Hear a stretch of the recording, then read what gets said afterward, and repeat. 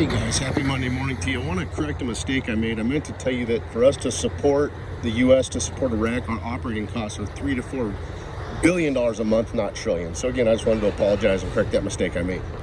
Have a great day. Here's some morning news for you. A Dr. Matham Al-Abi, the possible repercussions of the post-Soleimani crisis on the Iraqi dinar exchange rate.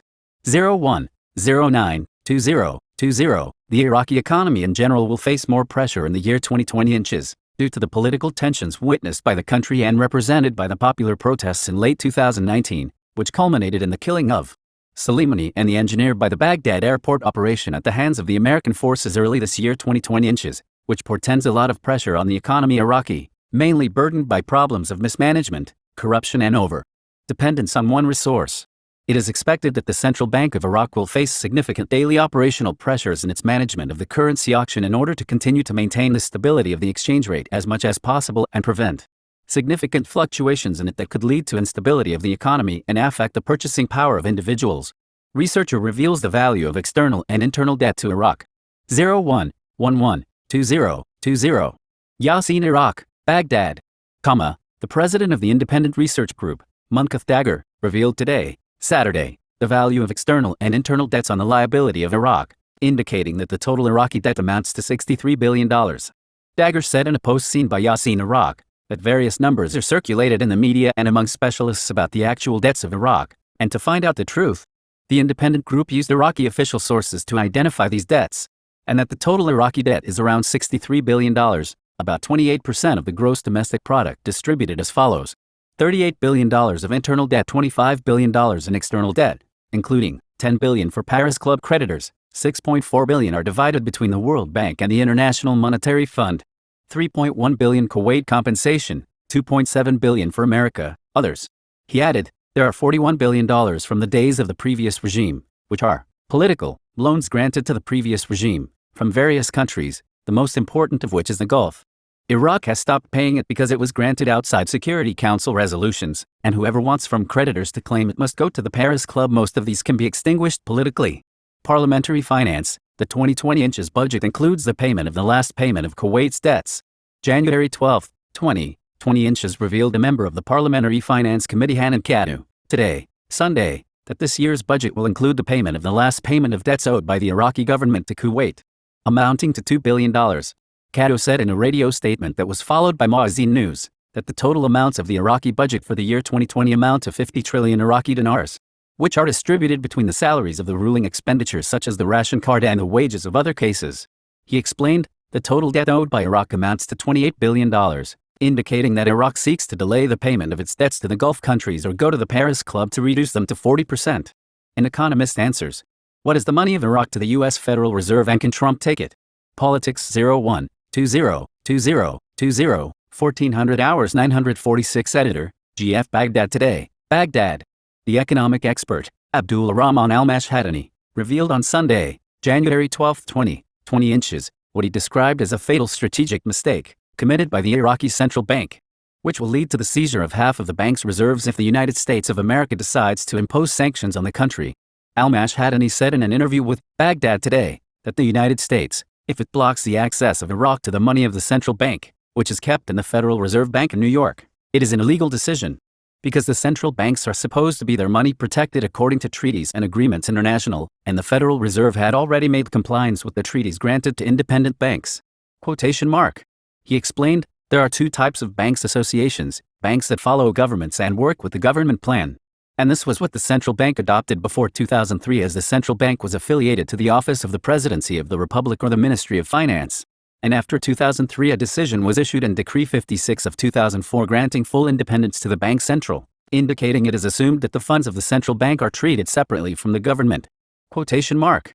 Concerning U.S. President Donald Trump, about his ability to withhold and seize the funds of the Federal Reserve Bank, he saw that the United States of America does not abide by the laws and occupied Iraq without an international mandate and an individual decision, and hit more than one site with an individual decision, and it can also take this decision.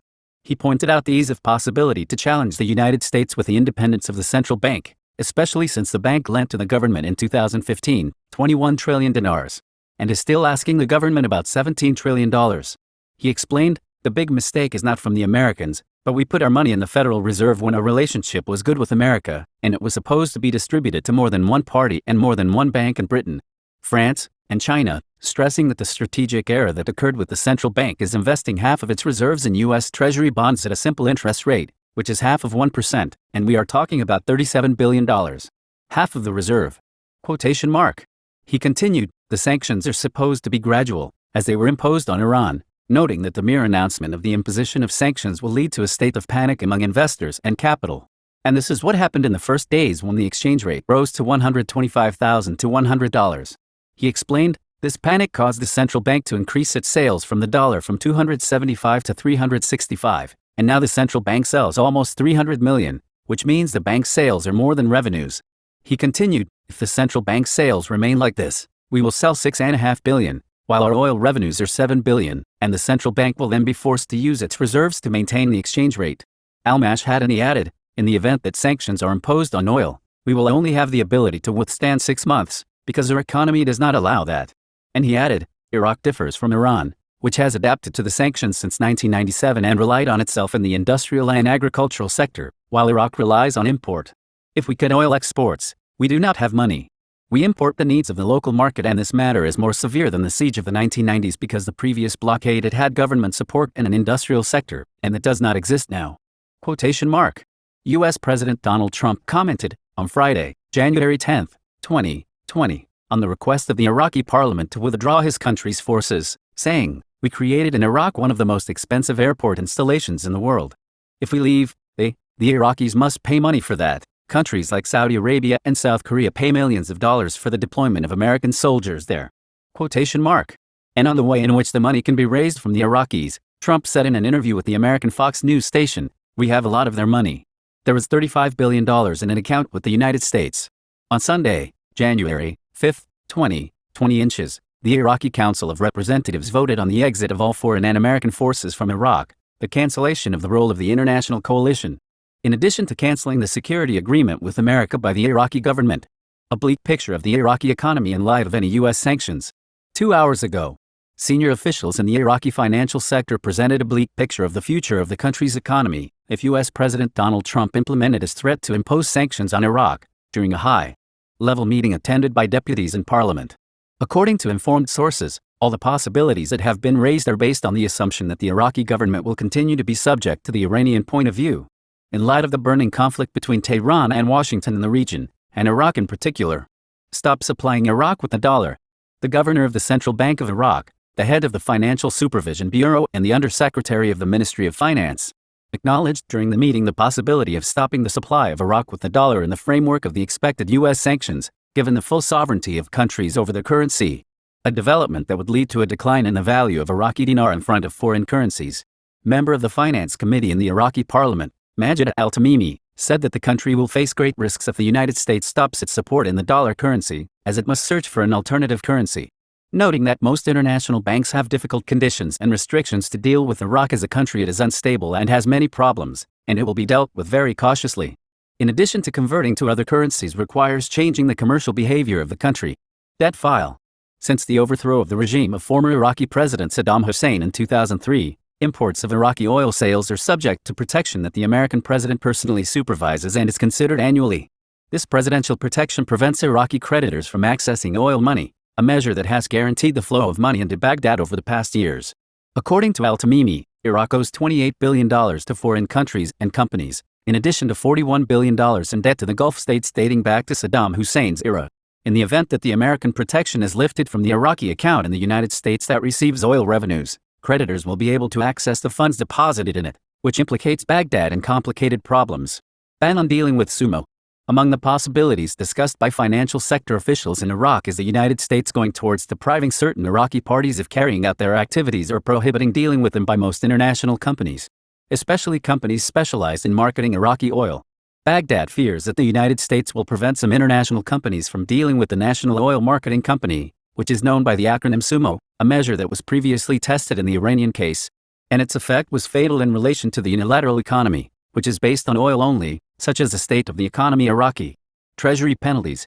The fourth possibility, which was present at the table of officials of the financial sector in Iraq, relates to the possibility of the United States listing Iraqi entities or personalities on the ban list administered by the U.S. Treasury, which exposes their financial assets to the risk of freezing and deprives them of dealing internationally in dollars. The expected ban could include the central bank itself, which is the main money repository in Iraq, and it could also include officials in the executive authority, according to observers, a measure that severely limits financial transactions. Given that most international banks fear that the United States will be angry if it exceeds the embargo decisions. Al-Tamimi says, the economic blockade that was imposed on Iraq in the 90s and how it is managed and the funds needed to pay the obligations cannot be compared with the current situation in Iraq, which cannot withstand such shocks. Noting that there is a big difference in the numbers of employees and then salaries between the situation in the 90s and the current situation. In addition to the existence of profitable industrial companies at the time that use their profits to cover salaries, Al-Tamimi called for studying the situation and the potential dangers to Iraq in an extensive manner, in preparation for making sound decisions and setting alternatives based on achieving the interests of Iraq first and foremost.